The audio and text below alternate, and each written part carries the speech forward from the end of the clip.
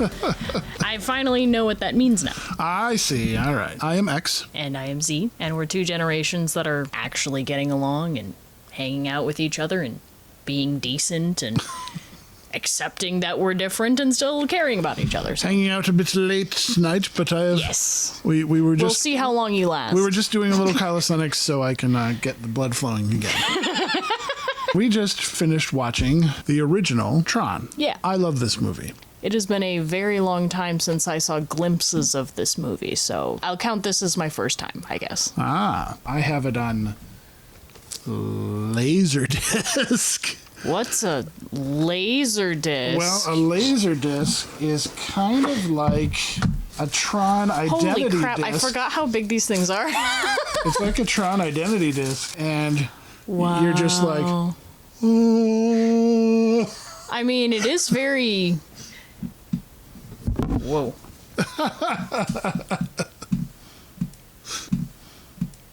Yeah, you could get lost in that. It's wow. trippy. But yeah, I'll just put this back here. That's another thing, is I know that they had to make cuts, because there's no way they could reach that far back.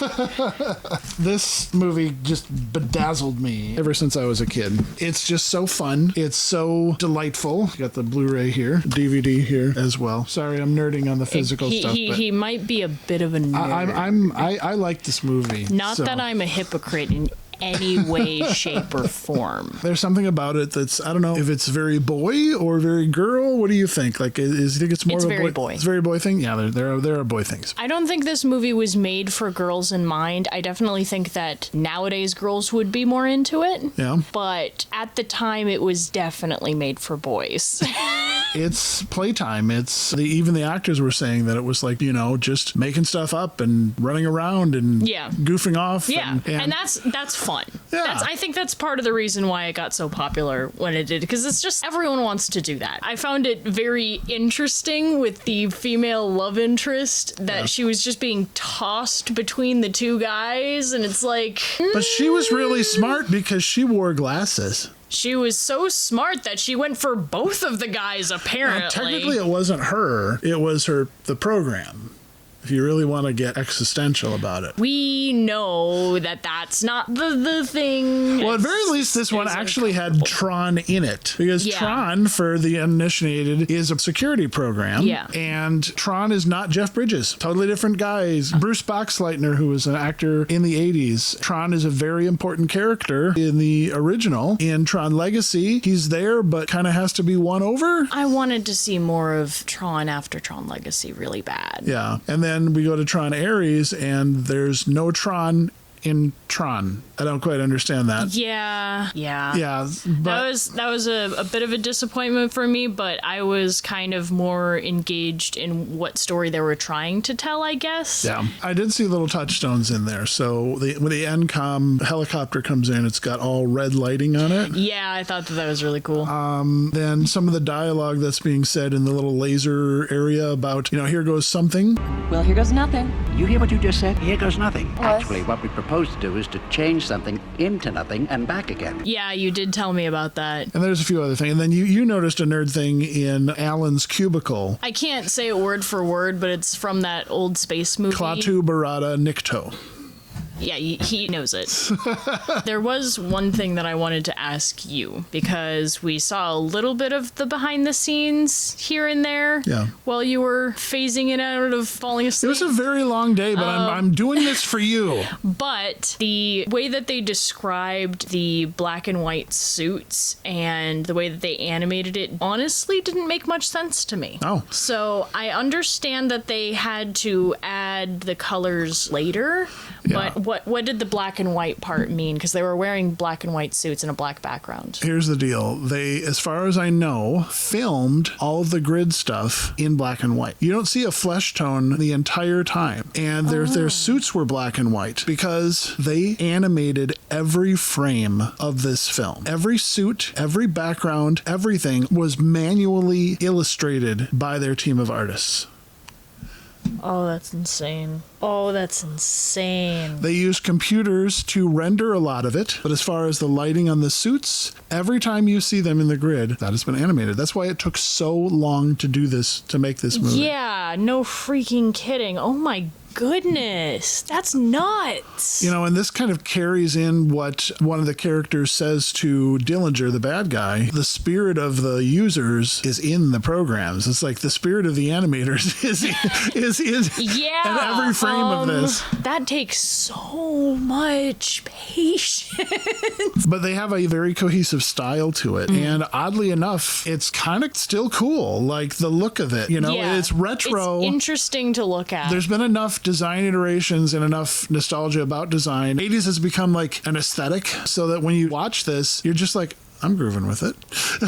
Yeah, some people make these playlists or videos that they show. One style of that is called synthwave.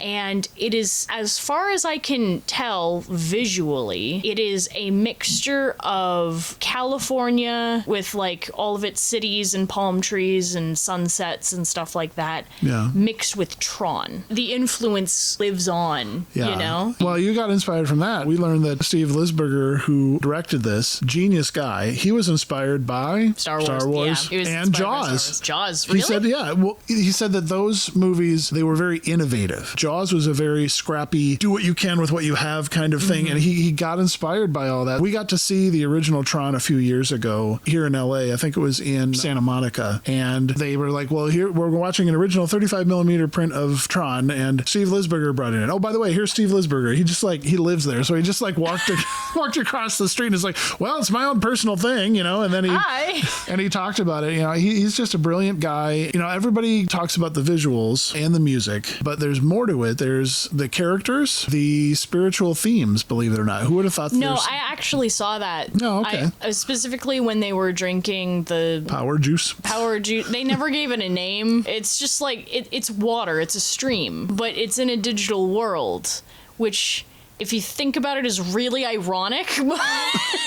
Usually that will But- short out everything. Yeah, exactly. I remember hearing a Bible story where it was like God had told this guy who was leading an army, everyone who drinks from the water, the stream, Yeah. if they drink it with their hands, then they're not allowed to go to war. If they don't drink it with their hands or They lap it like a they dog. lap it like a dog, then they are off to war. And it was like some sort of sign that God was with them because they didn't need all of their men to win. And the characters in this movie did do that with the water. And the one guy that was only drinking from his frisbee, or It's not a frisbee. It's an identity disc. Get it right. they called it a frisbee in the behind the scenes. Well, that's the behind the scenes. In the grid, it's an identity disc. He's drinking from his own identity. There you go. Do I have to pull the laser disc out again? Are you going to drink from it? No. So exactly. Anyways, so he drinks from that, and he's the only one that doesn't make it. Oh, interesting. I don't know. I found that kind of cool. There's Well, some what I parodies picked up there. on, and I feel like they could have developed more, was the concept of users and programs. I'm a big of a computer nerd. Not as much now as I used to be, because Yeah. now they're so complicated that I'm just like... Same here. But back then, I was such a nerd that I had a computer parts coloring book. Like, it listed like motherboard and RAM and memory and CPU, and you could color them different colors. And I got that for Christmas, and I was happy because I could color all the different parts, and I was made fun of by my cousins because that was really nerdy. But you could color all the CPU and the buses and but what I got from this, spiritually speaking, was there were programs that were being corralled in by the Master Control Program, who was the oppressive dictator of this realm, right? Representing Dillinger, who is the evil CEO of corporations. We didn't really do much. Yeah, he just kind of seethed.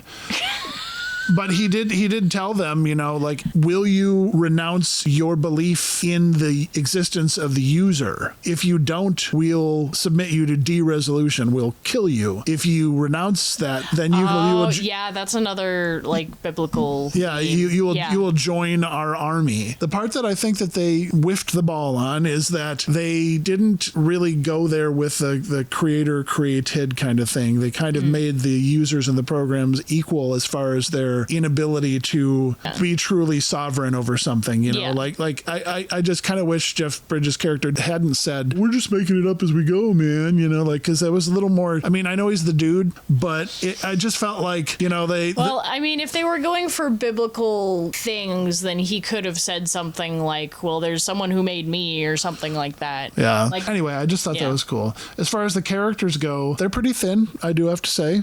Jeff Bridges is Jeff Bridges. It's fun to see him geek out at playing video games, and everybody's totally excited about him playing video games.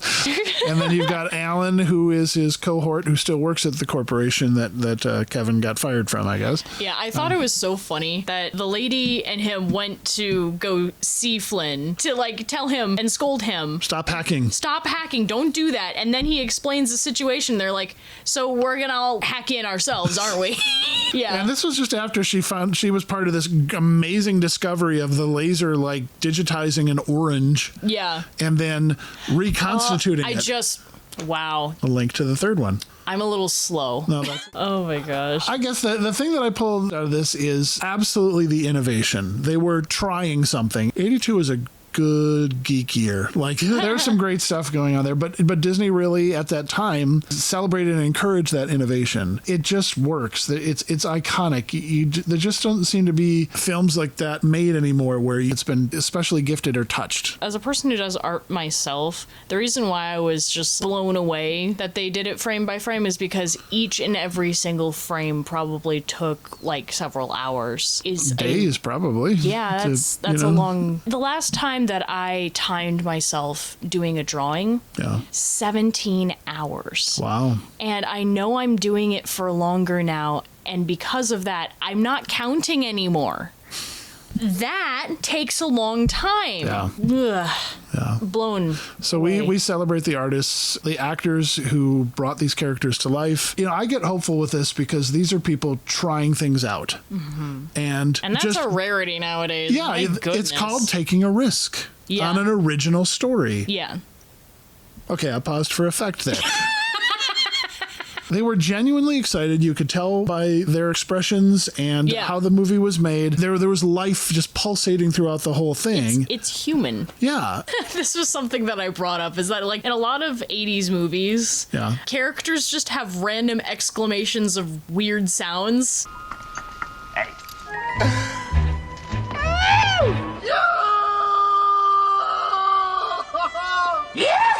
Because they are excited and they're not thinking about it.